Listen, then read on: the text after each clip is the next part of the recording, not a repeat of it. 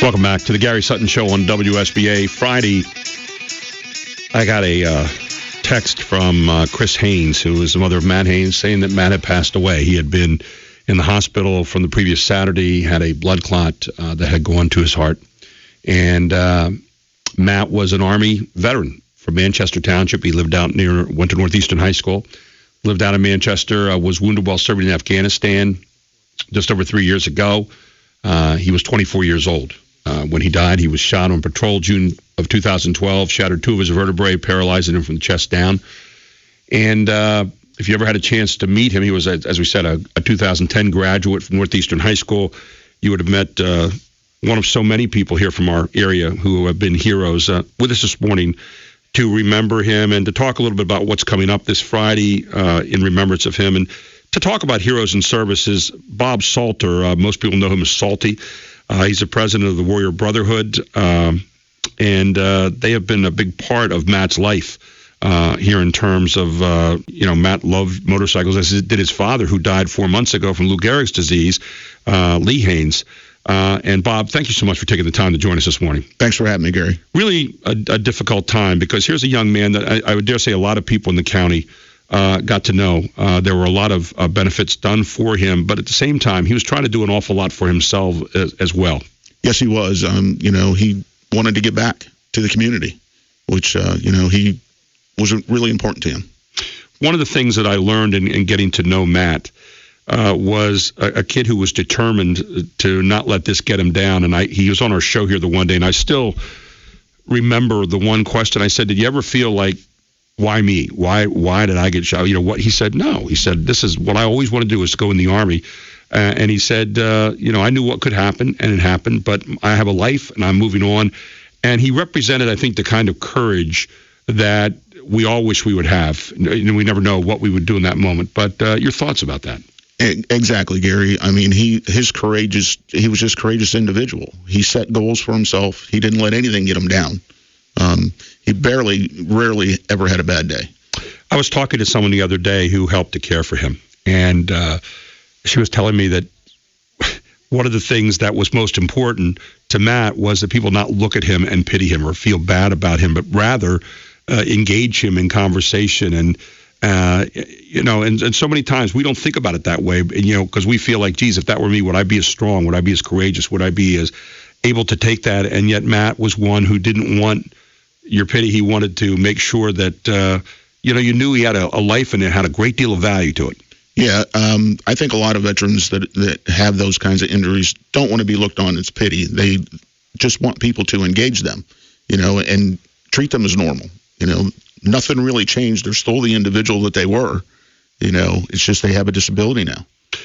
You got to know Matt a little bit here with your group, and tell us a little bit about some of the things that you guys had done together, and in terms of some of the benefits and so forth, and what you found out about this young man. And I say Matt is so emblematic of people who have given service to the country, and who have gone out there and put their lives on the line, have come back either with some special need now or not come back at all. So, I mean, when we talk about Matt, I think we're talking about a lot of people who have been heroes for us, and yet they never look at themselves as heroes. No, people that have done service for this country, we don't look at it as being heroes. It's just we saw a need, we went and did that need. What did you find? What did you learn about Matt Haines and getting to know him here during his young life? He's a very determined, exceptional young man. He just blew me away with his outlook on life. He was a lot wiser than a lot of people my age. He was an old soul. There's no question about it. That's one of the things when I first met him. He was a very wise old soul, and I really enjoyed that part of him. A lot of people don't realize that Matt actually went to China to get stem cell surgery a little over a year ago, and it didn't take, and yet he was already looking for other possibilities later on. So he was always looking at new possibilities. Oh, he had goals. He was looking for whatever treatment that he could go get, and he had goals that he wanted to do, wanted to accomplish, and nothing was going to stop him. Tell me a little bit about the Warrior Brotherhood and how it relates to this situation. Warrior Brotherhood Veterans Motorcycle Club is what we are. We are all veterans, and our mission is veterans helping veterans. And may I thank you for your service to our country and the guys that you represent, because I tell you what, And I know that it always seems so little, but it's all we have many times to be able to say thank you to you guys and what you've done for this country. I appreciate it. Yeah. So tell me a little bit about the club. Well, the club, like I said, we're a Vets Helping Vets organization. When you look for a local veteran in need, it doesn't matter if he needs his light bill paid, if he can't pay his, can't buy groceries or whatever. The one thing that's difficult is veterans have a hard time asking for help. Mm-hmm. So we don't make a big deal about it. We don't want recognition for it. We just want to, somebody give us a phone call, say, hey, this guy needs some help. We'll make the contact. We'll make sure that he understands this is not pity. This is not anything like that. This is brother to brother. We just want to help you. A lot of people help to rebuild Matt's house so that it would be accessible for him. A lot of people, you've had a ride that you guys have been doing for a number of years. Tell us about that. Well, the ride was actually started by Matt's cousin, Missy Staley. Her and her crew from the Red Rose restaurant and down the road here put together. We're actually putting together the ride the very first year, and we found out about it, offered our help, and we've been involved ever since. I know that when they first started the ride, no one was quite sure how it would turn out. It was beyond anybody's wildest expectations. Tell us about that. It's gotten bigger and bigger each year. Define what bigger is for people out there who don't have an idea of how many people are showing up for these things. This past year, we had over 650-some riders registered at the sign-up. At the final stop, we know we had over 950 that came through the gate. So it got huge. Of course, Madison Rising was here this year to play at the benefit, and it drew a big crowd. And I think I went by the VFW the one day when you guys were in the midst of that, and it was just absolute wonderful turnout for that. It's now going to be called the Matt Haines Memorial Ride. Is that correct? Yeah, we're going to change the name, and it's going to have the legacy continues as part of it.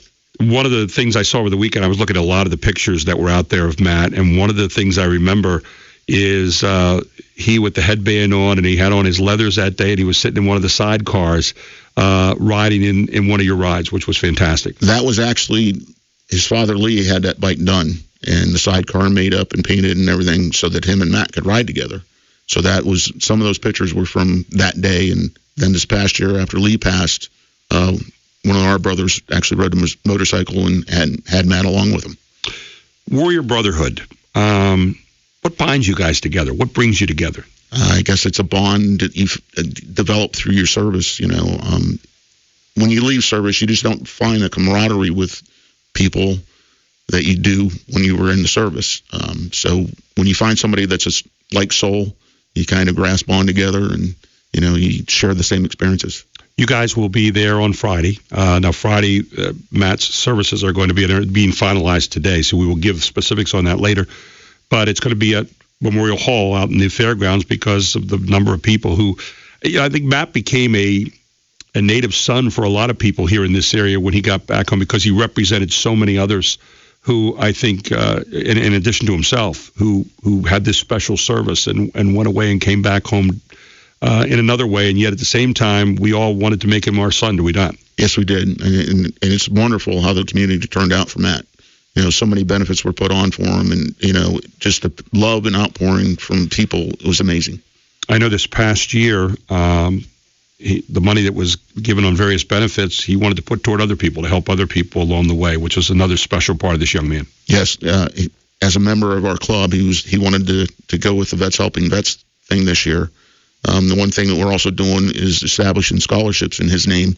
It's going to be two $2,000 scholarships per year, and Matt's criteria is going to be it's an ROTC student, and we're going to be finalizing that here coming up real soon.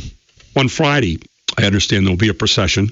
Yes. And I understand that, I think I heard this correctly, that they wanted the sidecar and that bike to be at the front of that. Am I correct on that? You are absolutely correct. I talked with Chris on Saturday about it and said, would you mind?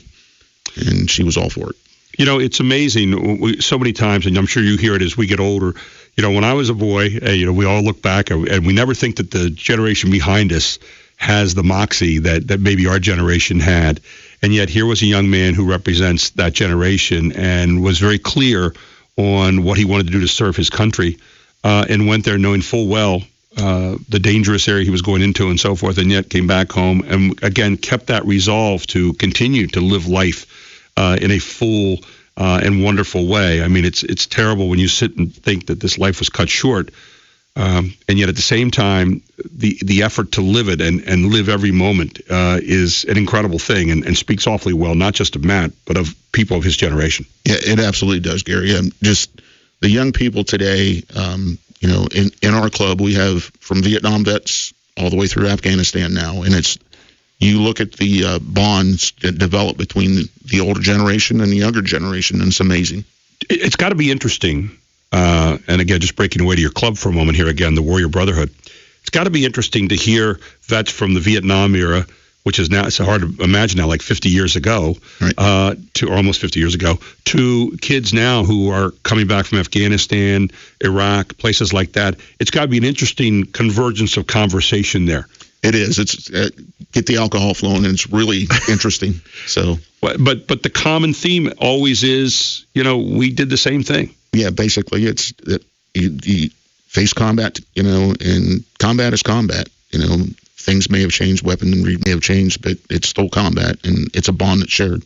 What do we say about heroes in this country today? So many times we seem to try to grasp onto heroes who disappoint us all the time in sports and various things like that. And yet, people have taken a new look at the service. People maybe took it for granted for a long time. And I think now people are maybe coming to understand the very value of people who would step out and put their dreams on hold and go out and serve this country during that time. Yeah, Matt was an exceptional individual, and he represented what a hero really is. Even though he was wounded, and even though he ended up paralyzed, he still had the moxie and, just to keep fighting on. There was no quit in that kid.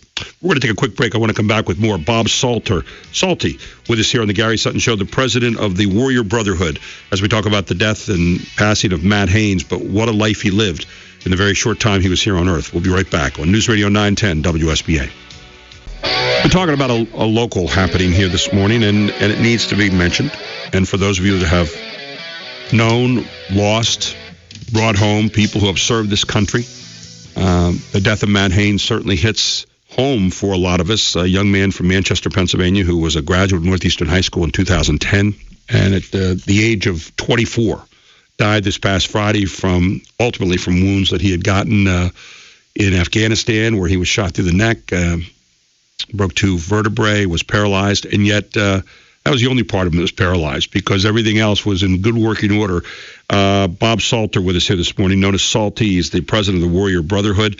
And, to say this kid, he was taking college courses. He was reading constantly. He was constantly looking things up. I mean, this guy was a sharp dude. He was exceptionally sharp. His mind never stopped. He was always looking, for new ways new treatments, knew something that might help him. Yeah. And yet at the same time, he was also speaking to groups, out there talking with people constantly about, about courage. I mean, because all of us look, whenever someone has a problem or an affliction or something that I think the first thing we do when we look at it and say, how would I handle that? What would I do? And that speaks also, I think, to the Warrior Brotherhood, that there's a type of courage there with a warrior like Matt, that is pretty darned amazing. It is. I don't know how to describe it, Gary. I don't. Yeah. It's just, it's hard to describe. When you go to serve your country, and you've had that opportunity to serve your country, and you know many who have because you are in that group. I've heard so many people say, it's ordinary people doing extraordinary things. Exactly. It's exactly what it is. So how do you prepare to do extraordinary things? Is there something inside each of us that makes us braver at a moment, more courageous at a moment? I mean, we read stories all the time about people jumping into situations, but how do you make that out? You do it for the brother next to you. Yeah. That's what it comes down to. That's what you're doing it for, is the guy next to you. So you learn unselfishness. You do. Even if you went in as maybe you had a certain amount of, you thought you were a selfish person, when you go in there and you learn unselfishness, I guess, in the most drastic moments. Yes, you do. It's, that's what boot camp teaches you, is to become part of a unit. It breaks down the individuality and you become part of a unit. But yet, then again, you're building back up, and that's what you're doing, is for the guy next to you. It is amazing. I've already heard stories of people who are going to be coming in from all over the country this week to be at Matt's funeral. A lot of people who are in his particular group in the Army are going to be coming up to see him and say goodbye. I got a chance to know Matt quite a bit socially and otherwise. As one of his favorite things was to go down to Royal Manchester to the Rose and Crown Pub and have a handcrafted burger. I don't think he ever bought anything else other than a handcrafted burger there, and he always ate the whole thing. It was unbelievable. But had a chance to sit down with him and talk. And the one thing about Matt, and I think that was really worth remembering, is he was very matter of fact. There was no pretense. There was no dress it up. It was, here's the way it is. Yes, very open, very honest individual. On Friday, Matt will be honored with a service at Memorial Hall, and that's Memorial Hall West. Is that correct? That's correct, Gary. Yeah, and that'll be out at the York Expo Center. So for those of you that would like to attend that, they did this so all the people who know of Matt or want to say goodbye can come to that. Want to go through your mind? What kind of things when you guys, because you attend more than these, you probably care to, in terms of you wish everybody could live on, and want to go through your mind, Bob? Why Matt? Mm-hmm. Really, truthfully, it's why Matt. He was such an outstanding, exceptional individual, and why did it have to happen now? Yeah. So it's going to be hard. And the procession that you'll have, tell us a little bit about that. Matt's sidecar, motorcycle and sidecar, will be leading the procession. The Warrior Brotherhood will be escorting the family, and whoever else wants to be in part of that procession is more than welcome to come join us. Now, you'll be going from there to the cemetery then? Mount Rose Cemetery. Mount Rose Cemetery. So people can be out there. And again, we'll give more specifics because today they're actually putting together the final specifics, but we do know where that's going to be on Friday. Final tributes from your group. What kind of things, other than being there and being present, what kind of tributes do you guys have at the end of the day? We will all just go and gather back together, hopefully with some of the guys from Matt's unit, and celebrate a friend, celebrate a brother, celebrate a life. And, that's the best way to maybe end our segment here today, is to talk about the idea that, it's a memorial service, and yet you celebrate that person. And so many times we forget about that because in our grief, we're the ones left behind and we're the ones that are mourning. And to celebrate the life of a young man who put a lot of living into 24 years is really what it's all about. Absolutely. Bob, it's an honor to have you here this morning. Thank you so much for your service to the country. Thank you for your group's service. And thank you for what you're doing for Matt, and especially this coming Friday. Thanks for having me on, Gary. I really appreciate it. Matt Haines passes away at the age of 24. He'll be honored this Friday. We'll tell you more about that throughout the course of the week for those of you that are planning to go to that. And remember, just an outstanding young man who served his country and who served other people when he came back home and thought little about self in the long run.